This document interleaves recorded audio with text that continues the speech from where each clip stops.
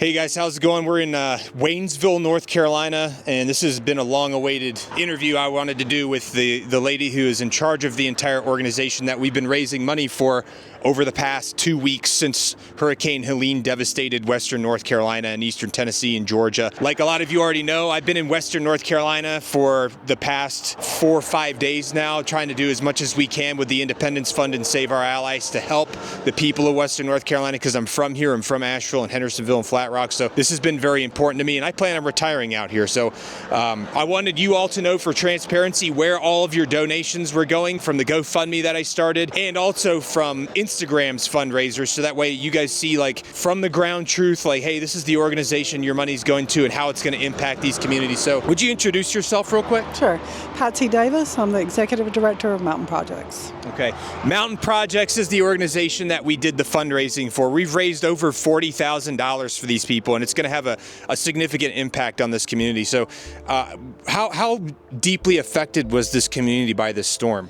I was told yesterday that over 13,000 households, residents of this county, were affected by this storm.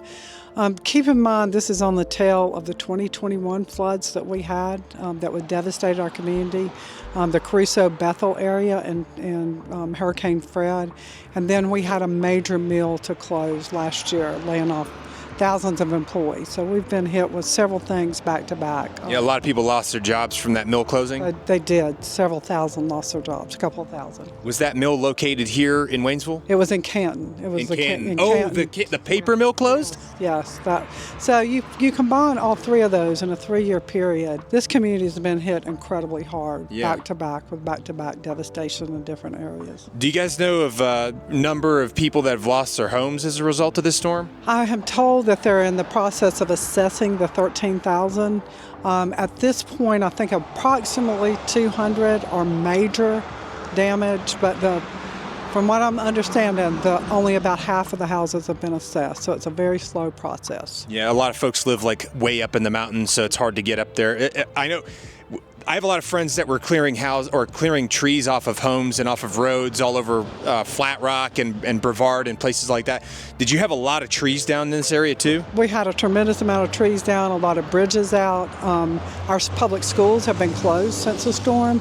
Thankfully, most of them are reopening tomorrow. Oh, they're reopening tomorrow. It's been about 14 days, almost 2 weeks since the hurricane hit, so that's pretty quick, relatively speaking. It is, but I think there's a real effort to get some normal routines back in place here. Yeah, I think some normalcy will be helpful for the community for sure.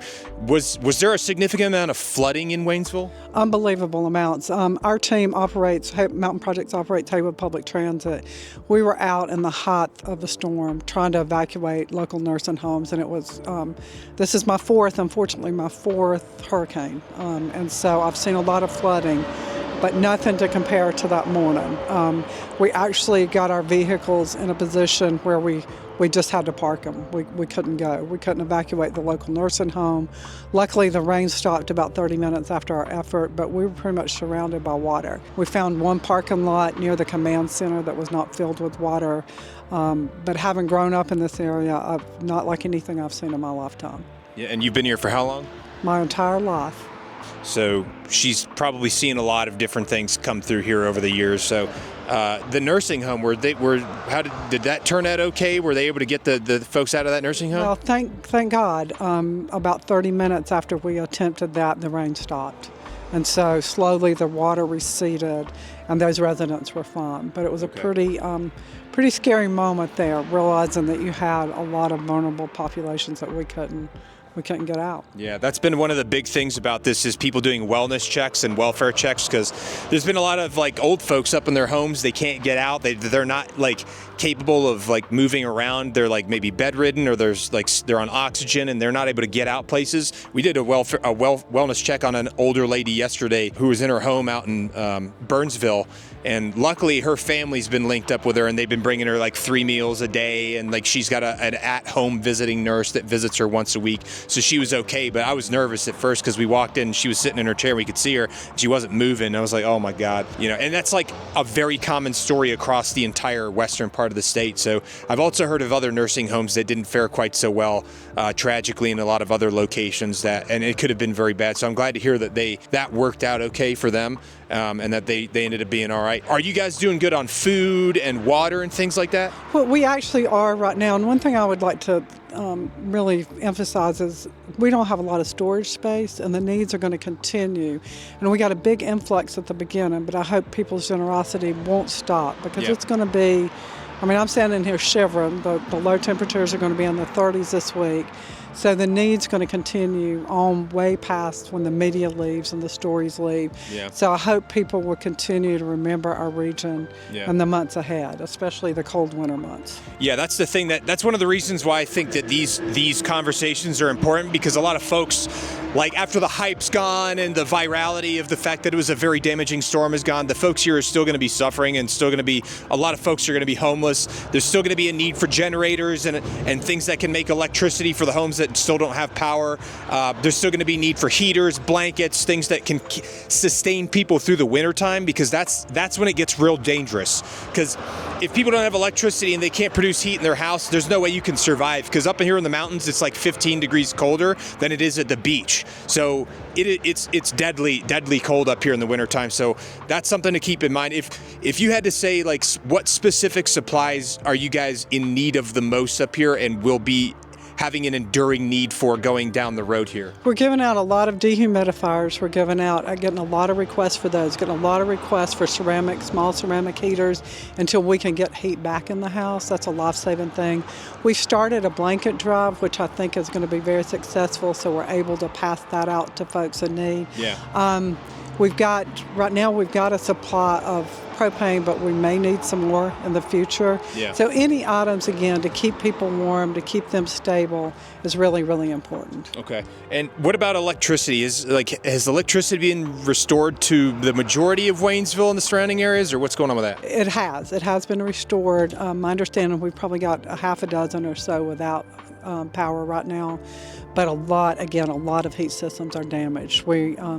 We've been dealing with that around the clock since the storm, especially since the cold has set in. Yeah. A lot of people without adequate heat. Yeah, because it started dropping last week from what I heard. We've been very fortunate with the way that the weather's been. Looking for some wood to knock on, but post-storm, people have been able to get out and get into places that they need to cut trees away, to pull trees off of homes. And a lot of these folks, I've seen a lot of folks with their roofs missing and stuff like that. So, I know a lot of folks are donating tarps and things to put temporary fixes, but it's going to be very expensive for these people to repair their homes. So that's one of the things I want people to consider as well. I know there's a lot of GoFundMes going on all over the place for all different people, for all different organizations. A lot of people are doing good. How long have you guys been here for, in Waynesville? Since 1965. We started in September of 1965. So we're in our 60th year of operation. So that's awesome. Who founded the organization? Actually, a board of commissioners from Haywood and Jackson County got together and founded us. And so we operate offices in both locations still to this day, 60 years later. Well, that's pretty incredible. Obviously, you guys have been having a significant impact to a point where people are like, we need to keep these people here. Well, let me just share one of my biggest claim to fame is my first experience with this agency was not as an employee and certainly not as a director, but I was a Head Start child many, many years ago. So I have been a recipient of this organization. So I've come full circle and know how important this organization is to the residents of Western North Carolina. Yeah. Now, most of the grocery stores and things like that are all open now. People can shop there and stuff like that. Is that correct? It is correct, but we've got two of our larger grocery stores in our area. Their warehouse got flooded, as well as our local food bank warehouse got flooded. So food's a little, I went in one of those grocery stores this weekend. It was sparse. There was limited stuff. We've got a couple that's well stocked, but a couple that's not so much stocked. What about the Walmart? Is it in good enough condition? It's pretty good. It's pretty decent. I was in there this weekend as well. But we are doing a lot of deliveries on our public transit vehicles because we know the pockets of people in need who don't have transportation. And so we're delivering a lot of food, a lot of supplies out. I've got a staff, probably about 15 out today, canvassing door to door in partnership with our county to determine what the unmet needs are. I think they're also out with the National Guard, so we're doing all we can as a community to make sure that our most vulnerable are taken care of. Yeah, well, everybody's taken care of. Now you said the National Guard's out here. Where have they been operating out of? At the fairgrounds, to my knowledge. Okay. Yeah. And what have they been doing to help you guys?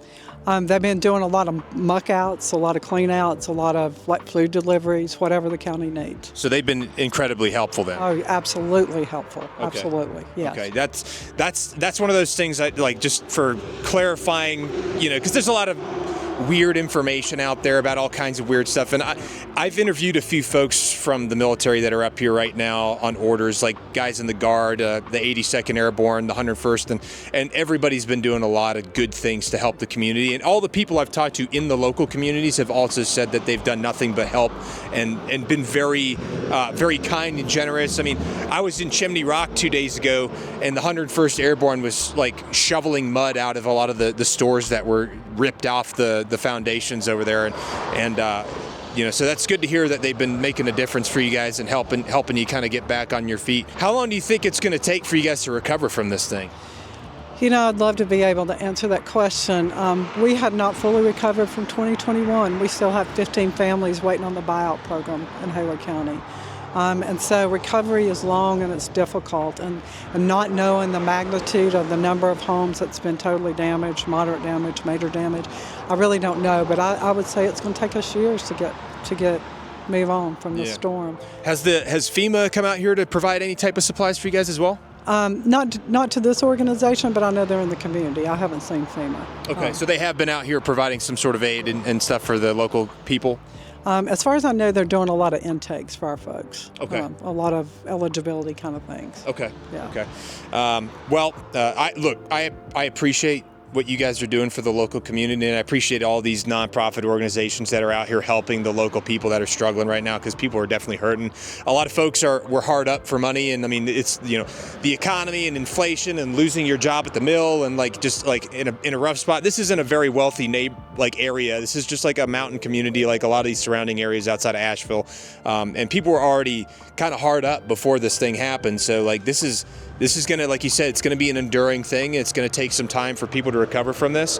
And my hope is that this video and these types of conversations will, convince people and remind people not to forget about Western North Carolina, because this is not something that's just going to go away and it's not going to be over tomorrow. This is going to be an enduring thing, and people out here are still going to need help, and it's going to be largely on the local community to make sure that they're able to help people. So I appreciate your time, and I appreciate everything you guys are doing. Can I make one other comment? Yes, absolutely. 100% of every dollar donated goes directly to a recipient. We don't keep one penny for administrative costs, none of our salaries, none of that. So every dollar goes directly back into helping somebody. So awesome. We appreciate you and appreciate you doing this and your help. Yeah, of course. I've said this to a lot of people. If you can do something, you should.